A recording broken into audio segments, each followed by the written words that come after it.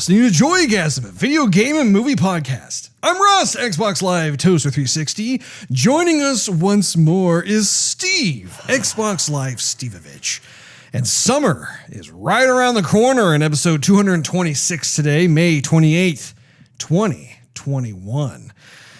We are going to be getting right into the nitty-gritty of our topic of the day, which is going to be kind of a 2-for-1 special. A new Fatifa. Indeed. One of which is the response/reactions/impressions of the Sony State of Play Horizon Forbidden West gameplay that got dropped, and the Far Cry 6 gameplay footage as well. There's a whole lot for us to cover, so we are very much looking forward to getting into the nitty-gritty, if you know what I'm saying. Anyway, before we do actually jump in, I just want to make mention of the fact to please give us a subscription, thumbs up, or even drop a few comments if you want to on your podcast platform of choice. Always appreciate that. It helps us quite a bit. Going into it, Steve. Yes. Would you prefer to start with Far Cry 6 or with Horizon Forbidden West? Let's go into, I think you're chomping at the bit for Horizon, Russ. So let's go into, I'm like that little cute dog in the gameplay trailer too. Minus the little cart. Although one could be fashioned for me if need be. Was that a wiener dog, Russ? I think it was a wiener dog, yeah. It looked like it was. And if you notice, like it was like a multi-purposed cart, where part of it looked as though perhaps the dog's back had been paralyzed from like the hips down or something. However, if you noticed, the cart itself, I think, contained quite a few little gizmos, gadgets, supplies, little nuggets, little things that perhaps your character could use. Yeah. So, little bullets, maybe a couple of grenades. Hey, would you hold this there, little guy? Yeah. Who's the good boy? Don't tug a war with that. Don't tug a war with that. That's. Anyway, yes. If you don't mind, I would love to talk about Horizon. Sure, why don't you? Horizon Forbidden West. Spearhead that one and talk about it. Right? It is no secret, Steve, that Horizon Zero Dawn is one of my all-time favorite games. It has been, ever since 2017, one that I have held in high esteem. In fact, if you recall, I don't. 2017 was the year that Joygasm got started. That was a good year. And at the end, when we were giving our favorite game of the year, kind of like, awards, so to speak, whatever, that was my favorite game of 2017 was Horizon Zero Dawn. Horizon. It's amazing to me how 4 years later, here we are in 2021, and looking at where the game has gone. First of all, it's amazing to me how when the first game came out, the graphics were such a tour de force for the PlayStation 4. Yes. It definitely was a jewel in the PlayStation cap, if you will. Yeah. And now here we are, PlayStation 5. People are curious about what is this? What are the capabilities of this system? What can we do now? What can we see? Exactly. What can we hear? Absolutely. You know what I'm saying? And so it's interesting because while the first game came out during probably, I would say, toward the end, I think it's safe to say, toward the end of the PS4 life cycle, the sequel now is on the opposite side with the beginning. And we haven't really seen any kind of true built from the ground power advancement, right? Yeah.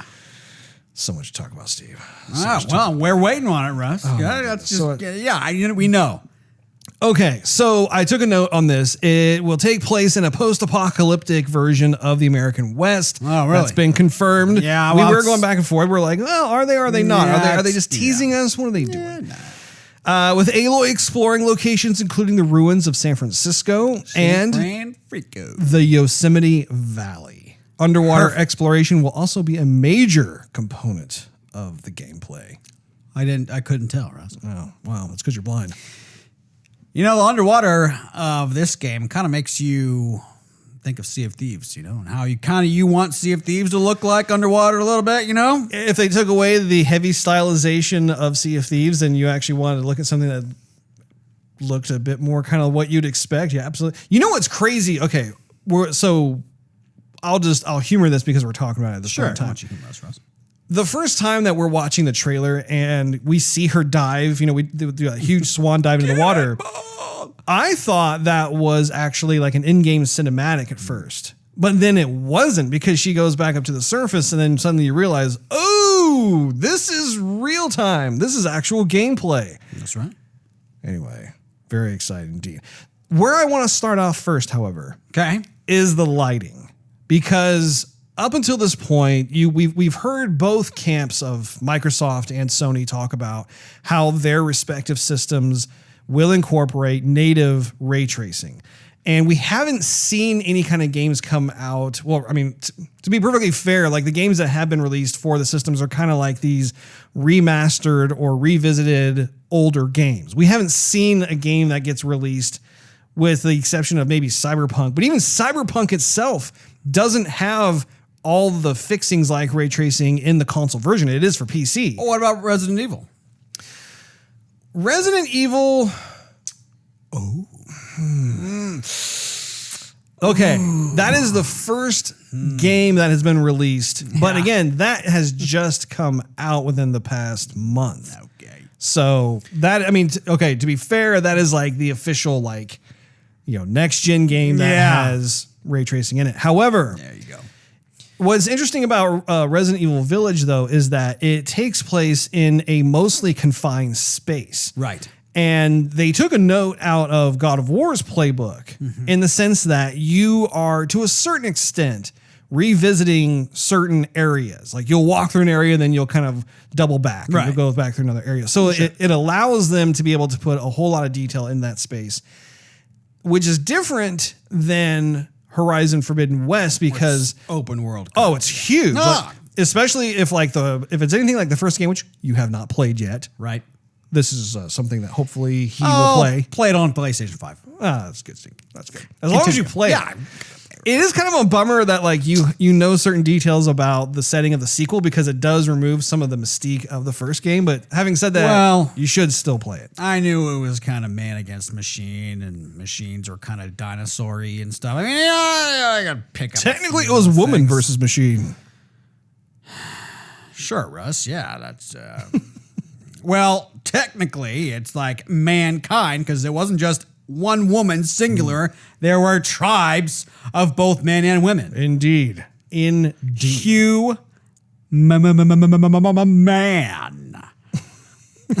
Thank you for that.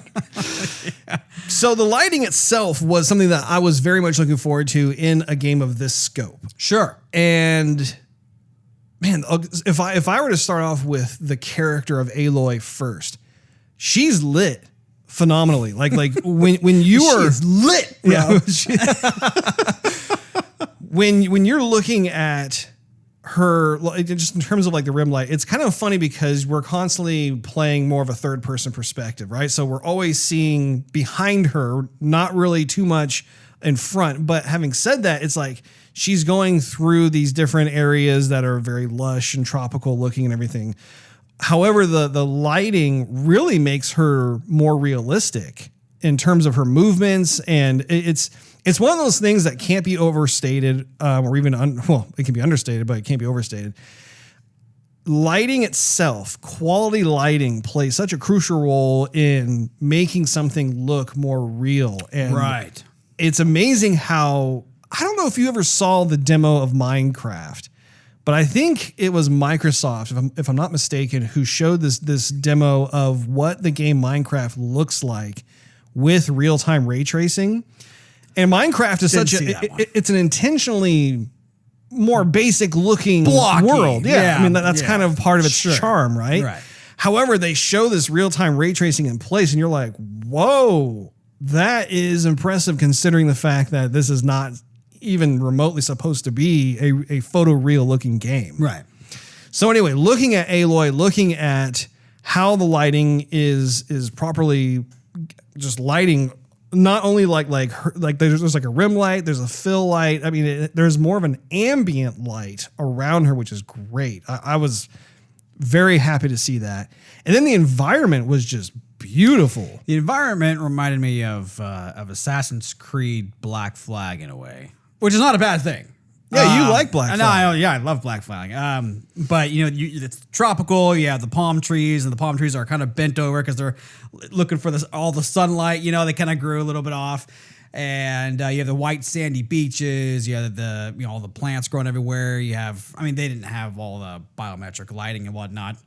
They would have done it had they had it, but they didn't. So whatever. But this one's better in that there's much more environment. You have mist coming off the water. You have little birds flying around, bugs flying around. Schools of fish. The plants behave the way they should if you move past them. A lot of just environmental stuff to make you feel more like you're in the game, like it should feel, or it should behave. Well, and even as you see the lighting as it comes through with like the God rays or the volumetric lighting coming through like the different tree branches and the leaves and stuff, and then if you look at the lighting on the water, there is a lot that is gained within the environment with proper lighting like this. The water. Man, I don't know what it is about water. I have no clue about rendering any of this stuff, but man, they still cannot get the water. From looking at the top down, the color is perfect. You can see what's shallow, what's deep, and the color's perfect.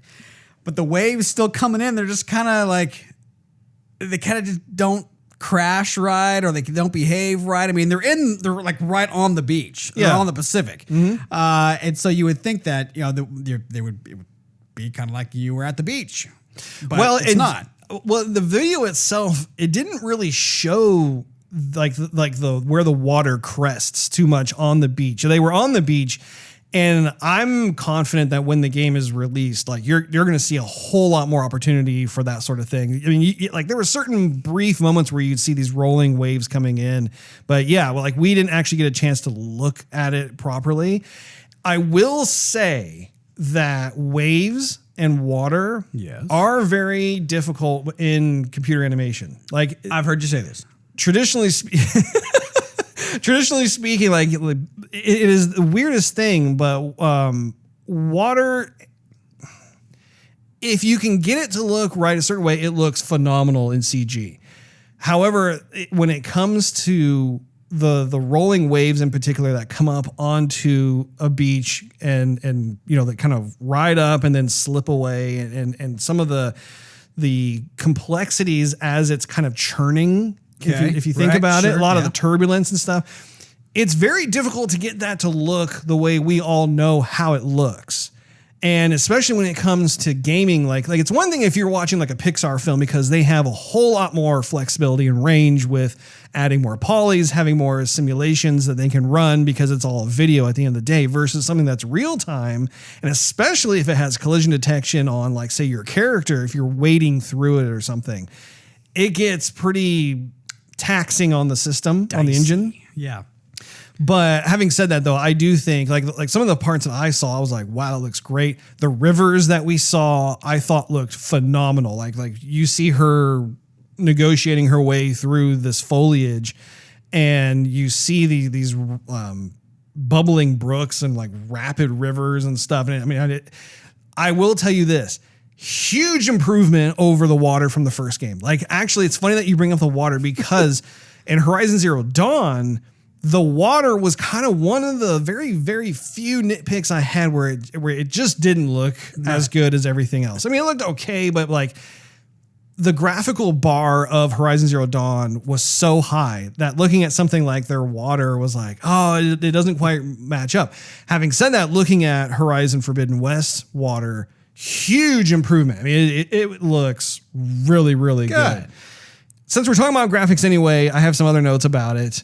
I really do think that this is a true next-gen experience. What do you think? Like, when you look at the visuals, especially if you look at them properly with the 4K version of the video. The fork. Yeah. Looking through the fork, I would say, yeah, it's going to be the next-gen experience for sure. Hey, let me ask you real quick, though, before you get I love it when you ask me questions, Steve. Ask away. In the previous game, yes, did you have the little Batman wrist rocket grapple hook thingy? Or do you think that's new for this game? Are you talking about like when she was doing kind of the horizontal grappling hook thing? Like, that's new. She had a grappling hook in the first game where It was more the well, it was actually more of a passive type of technique where like there are certain creatures that you could get onto that were super tall, and like yeah. if you made to the top of them and you instead of scaling them back down, if you just wanted to jump off, it would then execute like a passive animation where like you jump off and then she automatically like turns around and goes whoo, and she throws the hook and is able to like quickly scale down. But when it comes to this, that was actually one of the things that I was really excited about that we'll get to in a moment. All right, Russ. You just want to keep bouncing around all over the place. I'm still on graphics over here, Steve. Come on, Russ. Well, we get it. The graphics are fine. The graphics are great, Russ. One of the things that I wanted to bring up regarding the graphics is the color palette. Now, I know because you haven't played the first game at all. You have no I've seen it. basis of reference with this.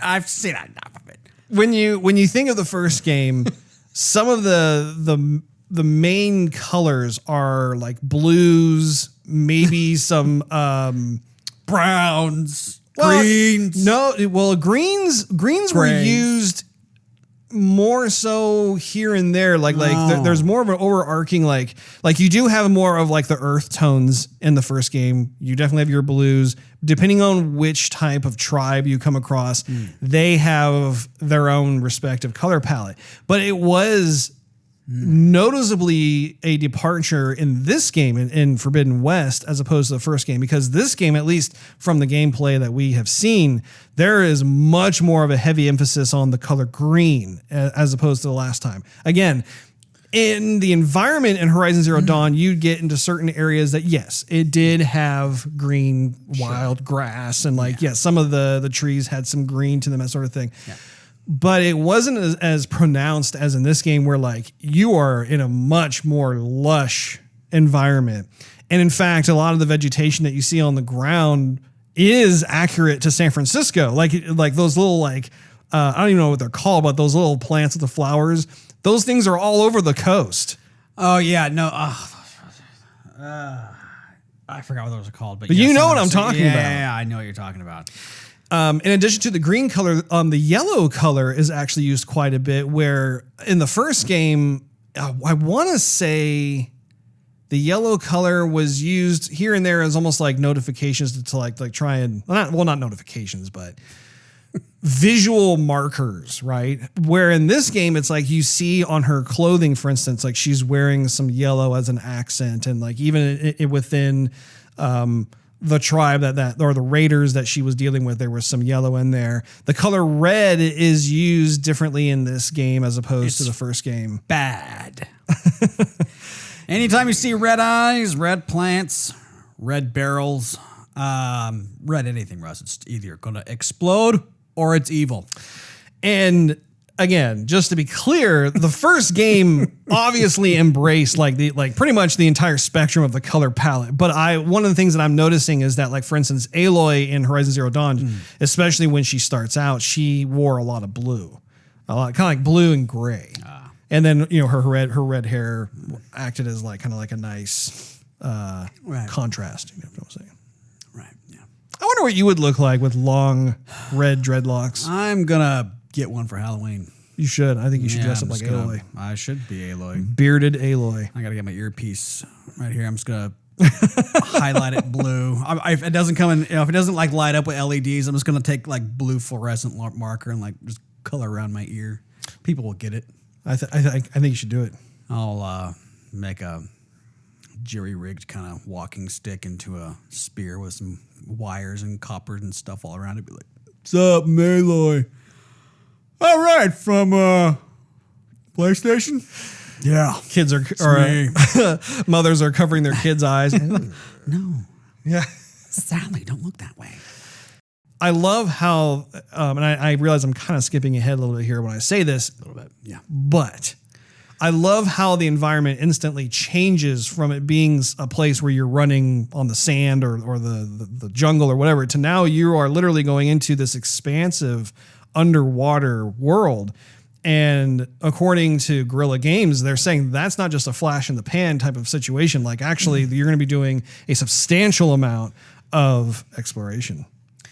It'd be kind of cool They probably do this, but you know when you see like an underwater camera or like a GoPro, and it's like right on the horizon of the water, and you see what you did there. Yeah, and you see like the water life below, and then you look up, and then you see like the land life on the Kind of beach like a buoying kind of exactly, up and down. You see the surface, and that would be cool if they did it. Like if she poked her head out, and you could see like the seaweed kind of like dancing, and the current still below, and then you could see like whatever machines or a tribe or something, or if a wave comes by, like the horizon would kind of move. I think that'd be pretty sweet.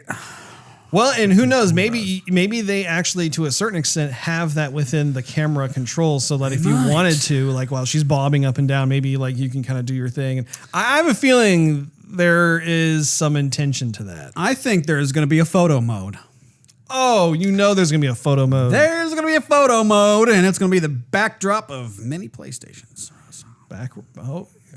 So I want to know your first response. What was your first reaction like when you saw Horizon My first reaction Forbidden West?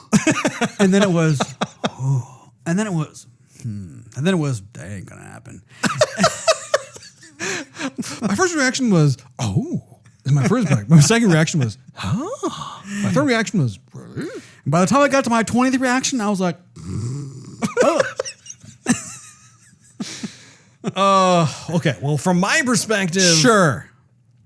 It's something that I always look forward to whenever there's a new generation of hardware, because I want to see what is possible with the first party games. Guerrilla Games is a first party of Sony. Therefore, they have access to all kinds of different tools, and they are charged with coming up with something that can act as a great tour de force example of what the PlayStation 5 is capable of.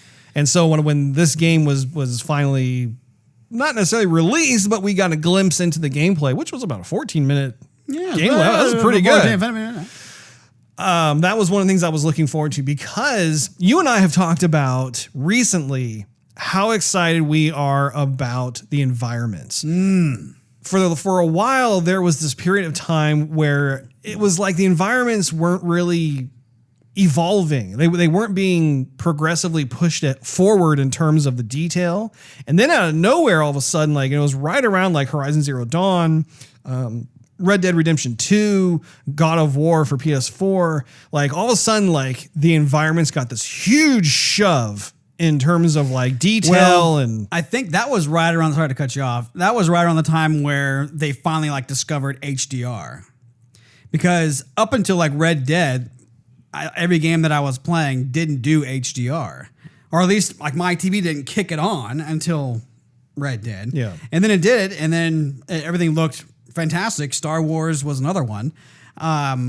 And so I know exactly what you mean, but it seemed like they didn't get to HDR, or at least it wasn't even pushed, because at some point they did start talking about it. Hey, the HDR, like the draw depth or whatever they called it, they started pushing that language more, and you saw the technology, and yeah. So at some point, I think they just hit the right keystroke or something. Put in HDR. Yeah, HDR was definitely something that helped the environments. Also, photogrammetry was a huge deal in terms of the technique of taking. Have I told you how this process works? Photogrammetry? Yeah. You're lying. Liar. Your pants are on fire. Russ. The idea is actually really, really cool. So you take any kind of camera that you have. iPhone, not so much, but like, if you have like just a consumer grade camera, take anything you want and take a bunch of pictures of it within like a 360 degree radius. So that way you basically have every angle and perspective of it. Like your face. Well, like, yeah, you can use a face, or like if you like for an environment, for instance, like if you have a glass or you have like a radio, or there you go. You can use something like that. The cool thing about it is that you can then take that into a specialty program such as Quixel, which now is owned by Epic Games, which creates the Unreal Engine. Mm-hmm. And what it does is it actually stitches the photos together, so that all of a sudden you have like this like photoreal, crazy detailed object. And so like Resident Evil Village, for instance, is one of those games that has incorporated this new type of technique, which is why, like, for instance, you were playing the demo of RE Village and we were commenting on like, my goodness, how is this so detailed? it's because they're using that technique. So that's really cool when you combine that along with the next gen hardware and even like some of the collision detection, the secondary subtle animations. It's creating a symphony, Steve, a symphony within the environment itself that makes for a wonderful visual experience. Bum, bum, bum, bum, bum, bum, bum, bum, bum, bum, bum, bum, bum, bum, bum. Draw distance was also really nice. That was Mozart, by the way. I know. Oh, I know. Let's hear your thoughts on Far Cry 6, Steve. Looks like they're getting back to where they should have, Russ. Yeah, I'm saying, in the last Far Cry, I mean, I didn't play it, but I just couldn't get into it. You know, it wasn't my bag baby. This one, though, good story. You're back on the island. Looks like graphics are very impressive. Sound is very impressive. Yeah. Man, I cannot wait. How many Far Cries have you played total? I've played 3 and 4. Okay. Of course, I just did this like as in 1 and 2, but I did play 2 Far Cries, but number 3 and number 4. It's the end of the week, Steve. I understand. Terrible. Your brain's just kind of done. I played 3 Far Cries. Math is his specialty. Oh, man. No, I played 3. 4! No! Yeah. No. Only 1. Where are we going with this? I don't have no idea. I'll take the Far Cry 1 and have it drive 50 miles an hour for 2 hours. I will say it's more than what I've played. I have not played a single Far Cry game. That game series has always just kind of terrible. Not been on my radar, despite the fact that actually I have a number of friends who have said exactly what you said. They were really surprised that I have not played it because they think that I would really enjoy it. Why? So what is the reason? Mainly it's because Next question. no comment. No, I was gonna say the box art has never caught my, and grabbed my attention. Grabbed you by the ghoulies. It's never really made me want to explore it, which is funny because when I see the game reviews, like on IGN, for instance, more often than not, I mean, they're pretty complimentary. Like they talk about how there's a lot to like about it. And then even people like yourself have said that you have really enjoyed individuals such as myself. Indeed. But at the same time, too, as I think about Steve, ooh, I just had a little burpity burp. Thank you for that. Did you hear that? Did you hear that in your headphones? You want some of my water? Ooh. I'm like, let me think about it for a second. Yeah. Anyway. Oh, I have so much more clarity of vision now. Garlic. And Tostitos. Not sponsored by Tostitos.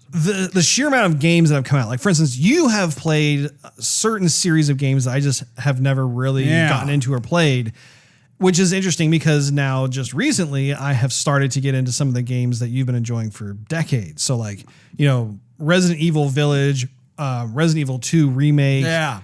Even Final Fantasy 7 remake. Yeah. I'm starting to see Devil May Cry, another one. That's true. So I've been starting to understand why you love these games so much. And I think that this is going to be my first foray into the Far Cry series because everything I saw, I was loving. I was like, yes, give me more of that. Well, Russ, I think I sold my copy of Far Cry 3. Far Cry 3 was awesome. Yeah.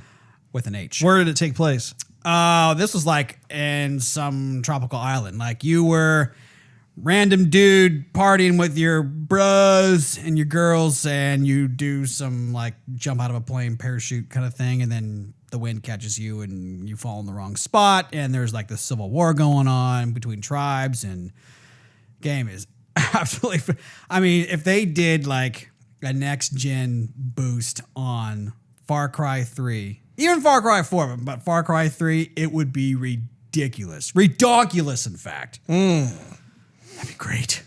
That'd be awesome.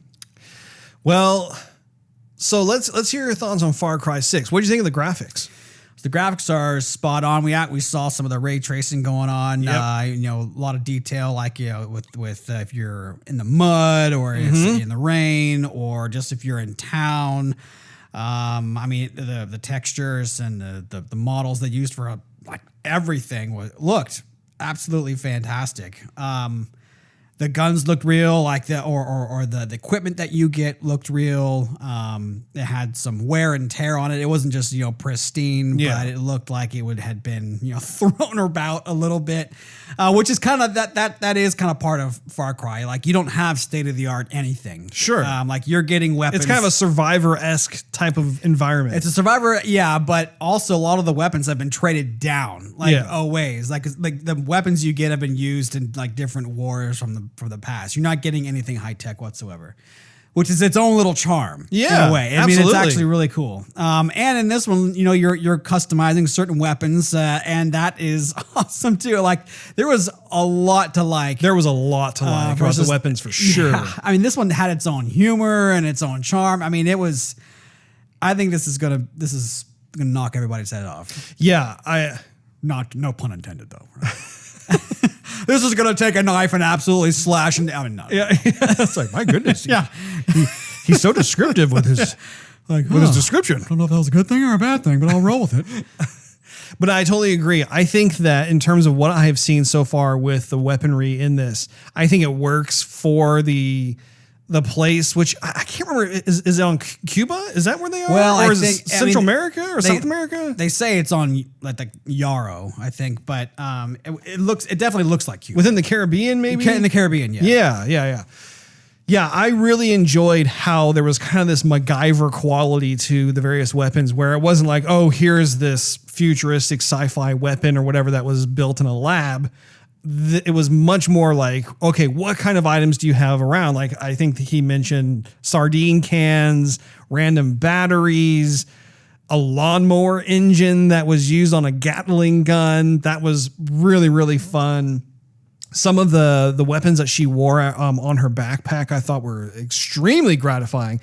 There's this one that acts as almost like kind of a mortar, like a multiple mortar setup, where she launches all of these rockets and they hit some kind of target out there with like some pretty generous splash damage. Which, it's kind of cool because they could have animated that differently where she just kind of knelt down and like just crouched together and shot off all these things. But if you think about it, all these rockets launching off. I mean, that's a lot of weight that's just shooting off, and you could see her stance like almost going, topsy-turvy. I really like that too.